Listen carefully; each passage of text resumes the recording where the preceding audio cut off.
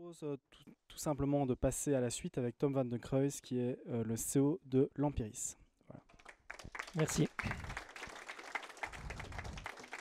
Alors oui, on entend quelque chose, oui.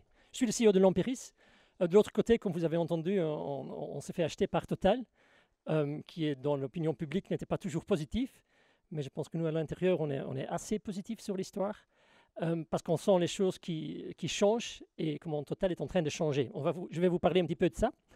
Alors, à l'intérieur de Total, je suis responsable pour tout ce qui est consommateur dans les maisons, tout ce qui est consommateur électricité et gaz en Belgique, en France et dans tous les autres pays.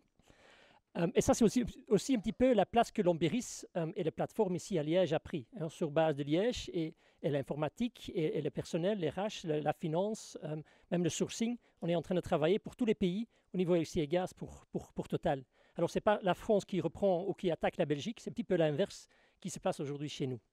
Alors, je vais parler de l'énergie, je vais voler assez haut, un petit peu les grandes tendances, et après, je vais parler un petit peu du rôle de Total.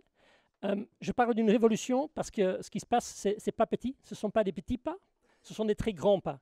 Si on voit les sociétés actives dans ce secteur, il y a les historiques qui en souffrent beaucoup, et on voit même des très grands, comme les grands fournisseurs d'électricité allemands, qui sont en train de disparaître presque, qui doivent tout réinventer. Alors les sociétés sont en train de se réinventer, ceux qui peuvent. Il y a des nouveaux entrants, il y a de nouveaux joueurs qui entrent. Et pour moi, ce qui est sûr, c'est que le numérique, les données, les algorithmes seront au cœur de ce secteur de futur. Alors ça va jouer un rôle très clé et je vais essayer de vous prouver un petit peu comment ça se fait.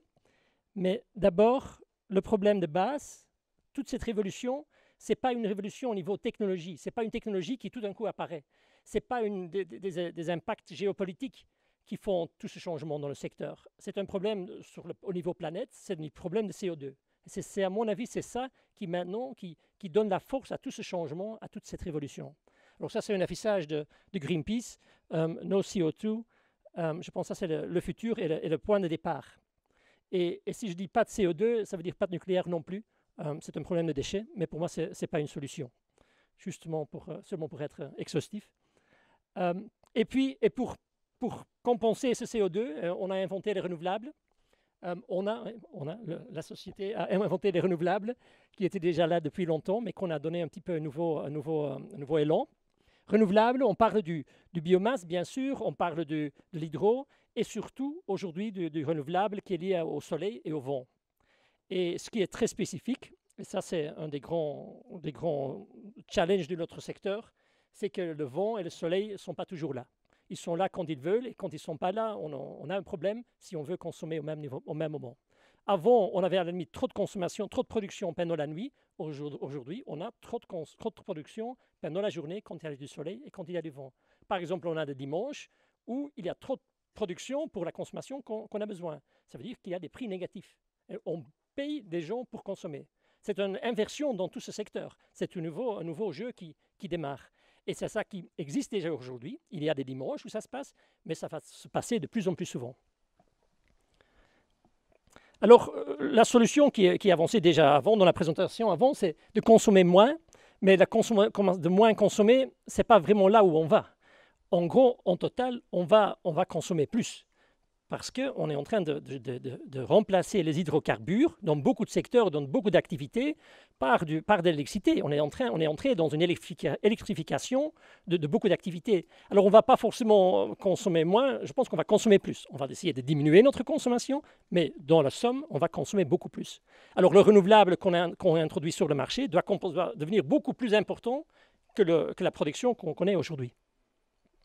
Alors là, où sont les solutions? Il y a des solutions évidentes. Il y a le storage, le stockage de l'électricité. Quand le prix est négatif ou quand il est très bas, on met dans la batterie. Quand il n'y a pas assez d'électricité, quand le prix est élevé, on sort de la batterie. Mais une batterie, c'est surtout un stockage. Et qu'est-ce qu'on a aujourd'hui? Même en Belgique, on a, par exemple, Plataille, c'est quelque chose que l'Empiris opère aujourd'hui. C'est une centrale pompage-turbinage. Quand le prix est bas, on monte l'eau avec des pompes. Quand le prix est élevé, quand il n'y a pas assez d'électricité sur le marché, on descend l'eau par les turbines et on produit de l'électricité. C'est une très grande batterie qui existe déjà depuis des années et qui devient de plus en plus relevant dans le secteur d'aujourd'hui. À l'époque, il était là plutôt pour gérer le fleuve qui était là. Maintenant, ça devient un vrai outil d'interaction dans ce marché. il y a les barrages. Et si on descend au niveau B2B, aujourd'hui, il y a des très grandes batteries dans ce forum-là qui est utilisé, qu'on met à côté des grands parcs solaires, à côté des parcs d'éoliennes, pour stocker le surplus. Alors, ça existe, les barrages existent aujourd'hui, et de plus en plus, vous ne voyez pas très bien, mais il y a le mot Tesla, il y a un contour.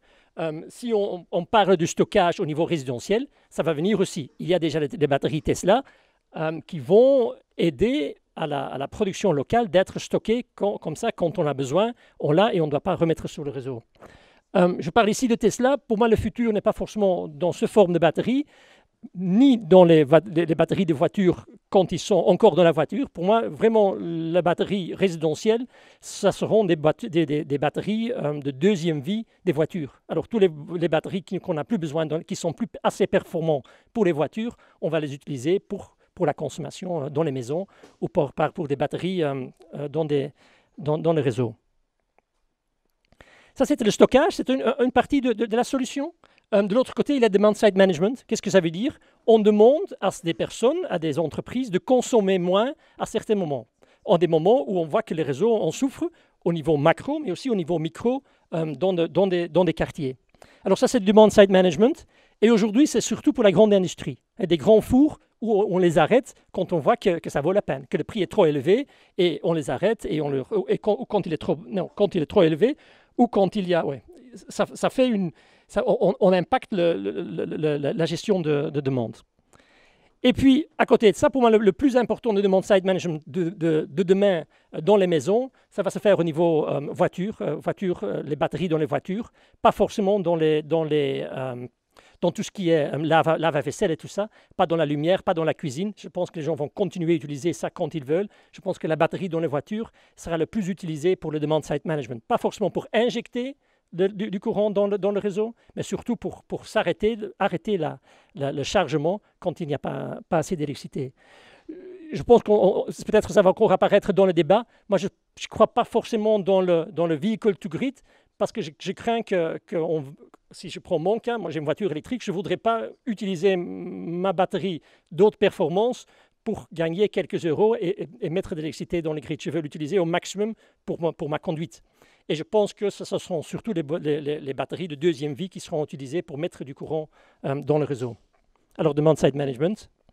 Et puis, à côté de ça, on a le soleil et le vent qui ne sont pas toujours là, mais quand même, quand on va au niveau beaucoup plus large, au niveau d'Europe ou même des grandes parties du monde, si on lit les différents endroits, on arrive quand même à une certaine stabilité. Il y a toujours du vent quelque part. Quand il y a peut-être peu de soleil ici, peut-être au nord de l'Afrique, il y aura beaucoup plus de soleil. On est en train de lier tous ces réseaux, tous ces renouvelables, on les lie. Il y a 10 ans, 15 ans, c'était un grand rêve. Aujourd'hui, on voit quand même que ça se passe de plus en plus. Il y a des petites connexions qui se font partout entre les pays. Ça se renforce de plus en plus. Et ce super grid de rêve qui existait déjà depuis des années, aujourd'hui est en train de se réaliser. Super grid au niveau macro. Mais pour avoir la stabilité au niveau micro, il y a bien sûr les microgrids dans lesquels on cherche aussi le même genre de balance. Et là, on voit des exemples. On cherche dans une zone de PME de balancer l'offre et la demande au niveau renouvelable. Et puis avec ça, on arrive aux données. C'est déjà dit avant. Au cœur de tout cela, il y a des données. Ça sont tous des outils. Des grands outils, c'est du hardware. Et finalement, ça dépend de beaucoup de données. Les données météo, mais aussi les données de l'industrie, dans les processus, les activités industrielles, la consommation que les clients ont besoin. C'est lié à l'état des batteries. Ça dépend de renouvelables qui est disponible. Tout cela, ça se lit quelque part de façon centralisée chez les fournisseurs ou chez les autres agrégateurs et qui essayent de trouver la balance. Et ça se base sur des données, des algorithmes. Et nous, on se voit un peu comme fournisseurs, et beaucoup des autres entreprises dans ce métier, se voient un petit peu comme chef d'orchestre. Et l'électricité, c'est la musique qui vient, et le chef d'orchestre essaye de faire quelque chose qui fonctionne, qui a du sens. Et les données, le numérique, c'est tout ce qu'on a besoin pour faire le chef, pour orchestrer tous ces musiciens. Alors, les données et les algorithmes, pour moi les gagneurs du futur, les entreprises qui vont gagner, seront excellents dans les données. Total. Total est un grand pétrolier, c'est en même temps un grand gazier. Le gaz, c'est un petit peu pour moi une solution intermédiaire entre 100% renouvelable, on va passer dans une phase de gaz. Et Total a compris, il n'y a pas si longtemps, que leur métier est en train de changer, que les hydrocarbures vont diminuer en importance et qu'il y a tout un secteur qui vient et qui leur met à risque. Ils ont mis une nouvelle division et ils s'achètent un peu dans ce secteur. Ils achètent les entreprises l'un après l'autre, ils ont toutes des pièces du puzzle et ils essayent de les mettre tous ensemble pour avoir une nouvelle genre d'entreprise qui est excellent dans le renouvelable et dans ce métier du futur. Qu'est-ce qu'ils ont fait, ou qu'est-ce que nous on a fait, je dois dire maintenant. Il y a SunPower, c'est un des grands constructeurs, des grands producteurs des panneaux solaires américains, qui est aussi en Belgique, qui a 15% de part de marché. Ça appartient à Total. Il y a Eren, c'est un des grands développeurs de renouvelables partout dans le monde. Récemment, Total les a achetés. Il y a Saft, c'est un grand producteur de batteries. Aussi partout dans le monde, surtout pour des usages industriels, mais aussi pour des petites batteries des téléphones. Leur métier, c'est la batterie. Il y a bien sûr Total qui est fort dans les gaz, qui amène la flexibilité. Total eux-mêmes ont toutes les stations de service. Et les stations de service, pour moi, c'est un élément clé dans le futur des voitures électriques. Ce sont les points AAA, on va dire, pour le fast charging ou le ultra fast charging. Et Total, ici, c'est difficile peut-être à voir, mais on a la France, les Pays-Bas et la Belgique. Et on est en train de mettre sur place un réseau des fast charging ou des ultra fast charging pour les voitures électriques. Et comme ça, on se prépare pour le futur. En même temps, on se rend très bien compte que 85% de la consommation ou du chargement des voitures ne va pas se faire dans des stations de service ou pas à des endroits publics, ça sera à la maison et dans les entreprises. Et l'Amperis, dans tous les pays, est en train de se développer dans ce métier, est en train d'offrir des services et du software pour gérer tout ce chargement à la maison et dans les entreprises. Et puis, en même temps, Total a acheté Autogrid, est un actionnaire important de Autogrid. Et Autogrid, c'est vraiment le chef d'orchestre. Ce qu'on fait aujourd'hui chez l'Amperis, ça fait parfaitement sens dans ce contexte-là. On a beaucoup des renouvelables, on a 1000 petits producteurs.